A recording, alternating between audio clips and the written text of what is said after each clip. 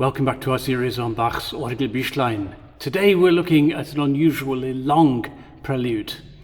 That's Christ ist erstanden.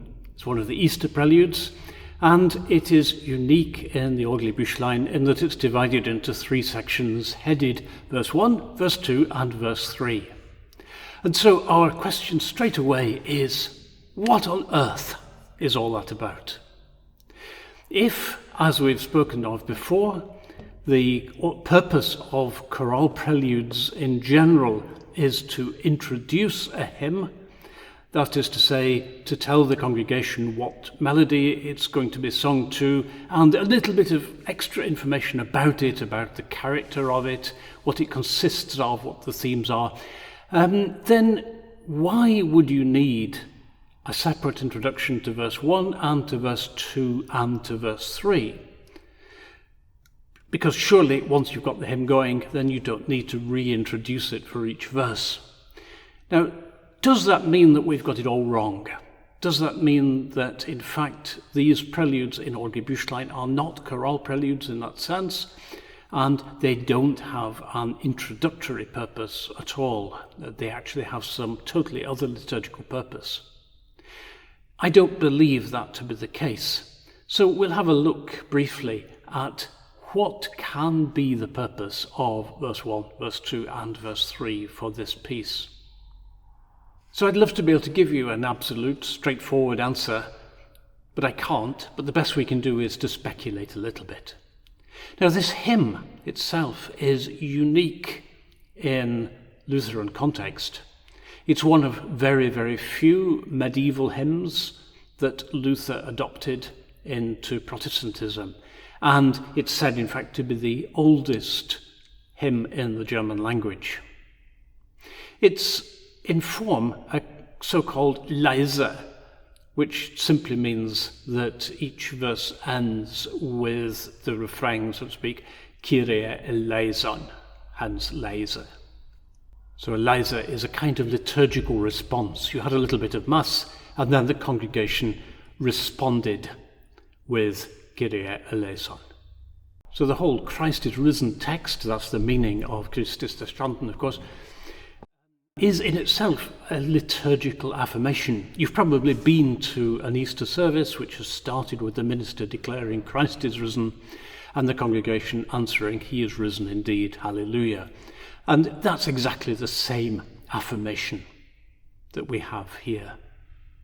So the hymn itself has come down to us with these three verses. The first one says Christ is risen, and then Kyrie eleison. The second speaks of what the world would have been had Christ not risen. That is to say, the world would have been lost.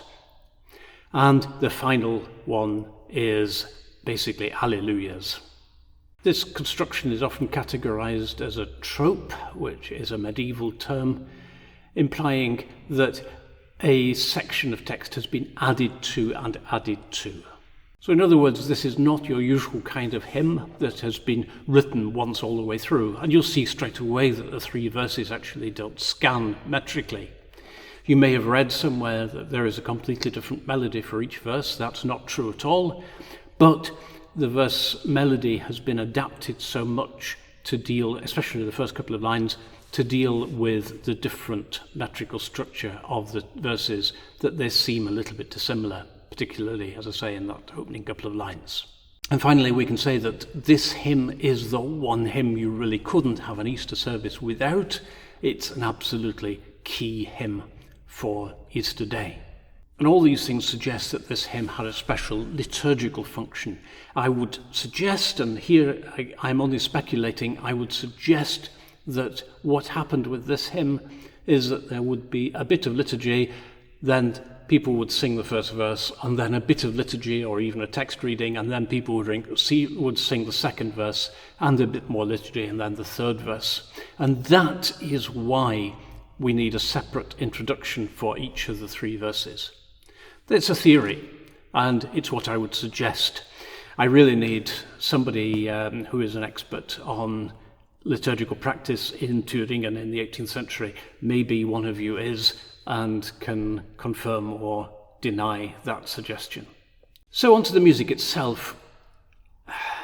I don't quite know what to say about it, because although this is Bach, it is fantastic music, of course it's wonderfully well written, and yet somehow this is not one of those Orgelbüchlein preludes that is unforgettable, that is striking, that you wake up in the night remembering.